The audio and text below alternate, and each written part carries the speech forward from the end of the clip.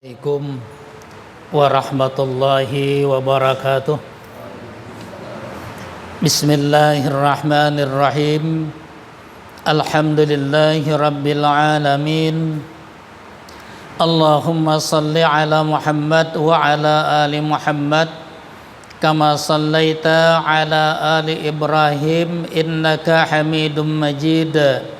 Allahumma barik ala Muhammad wa ala ali Muhammad kama barakta ala ali Ibrahim innaka Hamidum Majid. Amma ba'du, usikum wa nafsi bitaqwallah faqad fazal muttaqun. Bapak-bapak dan hadirin yang dimuliakan Allah, marilah kita bersyukur kepada Allah Subhanahu wa ta'ala yang dengan segala rahmatnya kita dapat bermuzakarah pada siang hari ini.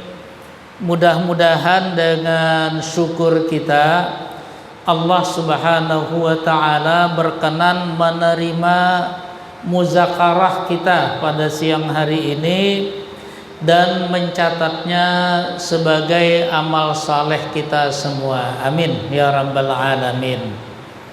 Hadirin yang dimuliakan Allah, pada siang hari ini ulun membawakan masalah keajaiban, sehingga judulnya mengharap keajaiban menurut Islam. Kenapa jadi menurut Islam? Karena terkadang manusia ini banyak yang mengharap keajaiban yang aneh-aneh. Ada yang mengharap keajaiban menang judi online. Karena itu supaya tidak sampai ke sana, maka ulun tambahkan menurut Islam. Karena nanti khawatir resepnya ini disalahgunakan begitu.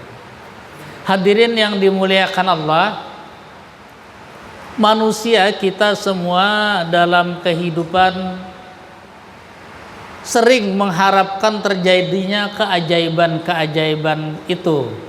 Umpamanya orang ketika sedang menghadapi kesulitan hidup yang dia sudah berusaha ke sana ke sini mengatasi kesulitan itu, tetapi ternyata tidak kunjung selesai. Maka ketika itu bukan sesuatu yang mustahil kalau orang ini mengharap terjadinya keajaiban. Apakah orang yang mengharap keajaiban seperti ini hanya khayalan belaka atau bagaimana menurut syariat Islam?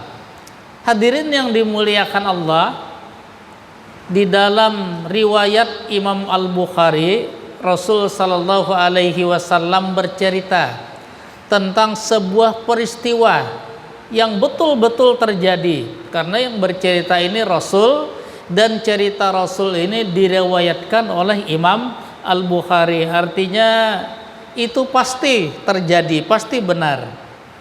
Yang diceritakan Rasul ini juga sebuah keajaiban.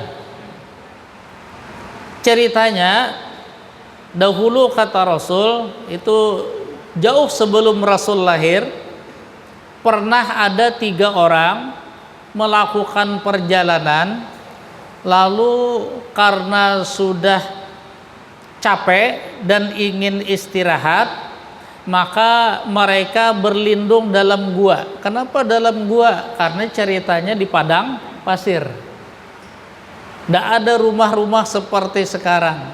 Maka satu-satunya tempat bernaung untuk melepaskan lelah itu ya dalam gua. Dilalahnya, kata orang Jawa, tanpa diduga begitu. Begitu mereka masuk ke dalam gua, tiba-tiba ada batu besar jatuh dari puncak gunung yang ada guanya itu dan persis menutup pintu gua. Nah, itu semua kebetulan-kebetulan yang tidak pernah diduga. Dan yang 3 orang ini sudah berusaha mendorong batu tadi tapi tidak kuat.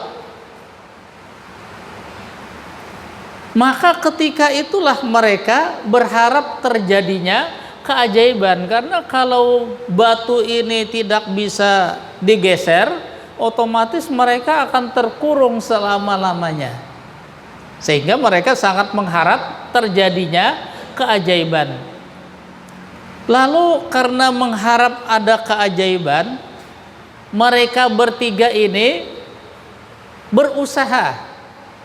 Usaha yang mereka lakukan itu karena menurut salah seorang dari yang bertiga ini, nampaknya orang ini keimanannya sangat bagus. Lalu dia berkata kepada teman-temannya, "Wahai teman-teman, tidak ada yang bisa menyelamatkan kita dari gua ini kecuali kita memohon kepada Allah terjadinya keajaiban." Begitu. Jadi memohon kepada Allah. Maka masing-masing yang bertiga ini kemudian memohon kepada Allah. Yang pertama dia berdoanya, "Ya Allah, hamba ini adalah seorang yang sangat bakti kepada orang tua, sehingga hamba tidak mau makan sebelum orang tua hamba makan dulu. Lalu pernah terjadi ya Allah, ketika hamba akan menyiapkan makan malam untuk kedua orang tua hamba, ternyata mereka berdua sudah tidur. Karena mereka berdua tidur dan hamba tidak mau mengganggu tidur mereka, maka hamba pun tidak makan sampai mereka berdua bangun pada pagi hari. Lalu sesudah mereka makan, baru hamba makan ya Allah. Maka ya Allah, kalau yang hamba lakukan ini demi bakti kepada kedua orang tua, dan itu adalah perintah-Mu ya Allah, maka kalau Engkau terima dan Engkau jadikan ya Allah, apa yang hamba lakukan ini sebagai amal saleh hamba, tolonglah kami selamatkan dari gua ini. Ceritanya itu Nabi langsung berkata, begitu selesai dia berdoa, batunya itu menggeser. Ada juga yang mengatakan setelah berdoa mereka bertiga ini bersama-sama kembali mendorong batu itu. Ternyata bisa menggeser, padahal tadinya sama sekali tidak bergerak. Karena baru sedikit bergeser dan belum bisa keluar, maka yang kedua berdoa lagi, ya Allah, hamba dahulu pernah mengajak calon istri hamba, artinya belum kawin karena baru calon, untuk berzina, dan calon istri hamba mau. Tetapi ya Allah, sesaat sebelum terjadinya perzinaan itu, calon istri hamba berkata, wahai calon suamiku, halalkanlah dahulu, baru kamu lakukan ini. Mendengar itu, kata orang tadi, ya Allah, hamba langsung sadar, hamba langsung insaf, dan hamba langsung meninggalkan calon istri hamba itu supaya tidak jadi berzina. Maka ya Allah, hamba meninggalkan perzinaan ini karena takut kepadamu. Lalu kalau Engkau jadikan ya Allah takutnya hamba kepadamu itu sebagai amal saleh hamba, kebajikan hamba, selamatkan kami dari gua ini. Habis berdoa itu dorong lagi, menggeser lagi, tapi belum cukup untuk keluar. Lalu yang ketiga berdoa, ya Allah, kata yang ketiga ini, hamba dahulu punya beberapa pekerja. Lalu ada satu pekerja yang gajinya tidak hamba serahkan kepadanya, tapi hamba masukkan ke dalam modal usaha hamba itu. Sampai akhirnya pegawai hamba ini menuntut, mana gajiku? Karena ya Allah gajinya ku jadikan modal kerja, maka saat dia meminta itu ku berikan semuanya.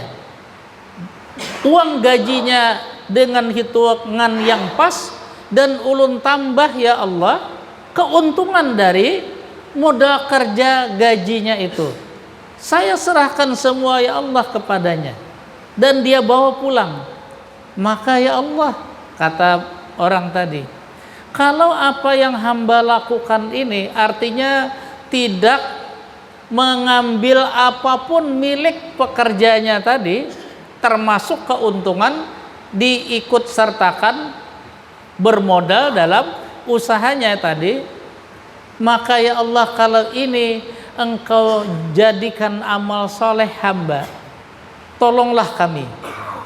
Akhirnya sesudah berdoa itu yang bertiga tadi mendorong lagi batu tadi, mau bergeser, dan setelah yang ketiga ini bisa mereka keluar dari gua itu. Nah, hadirin yang dimuliakan Allah, ini keajaiban. Kenapa keajaiban? Karena tadinya sebelum berdoa mereka mendorong bertiga, batunya tidak mau bergeser sedikit pun. Tapi setelah berdoa masing-masing satu persatu, ternyata batu itu bisa digeser. Kenapa bisa terjadi seperti itu? Kuncinya ternyata menurut Rasul sallallahu alaihi wasallam, Rasul menyampaikan sebuah hadis qudsi. Hadis qudsi itu ucapan Allah, tetapi yang mengucapkan kepada manusia adalah Rasul sallallahu alaihi wasallam. Jadi bukan wahyu. Hadis qudsi itu berbunyi, aku akan menyesuaikan diriku sesuai dengan persangkaan hambaku kepadaku. Jadi maksud Allah ini, aku ya mengikut kepada hambaku, dia menyangka aku ini seperti apa, ya akan seperti itu. Kalau hamba itu menyangka Allahnya itu akan menolong dia dan pasti menolong dia, maka Allah dengan hadis qudsi ini menyatakan, aku pasti menolong dia. Tapi kalau hamba kau itu mengira yang tidak baik, umpamanya sekarang lagi musim hujan nih, aduh ini hujan terus nih, jangan-jangan banjir lagi.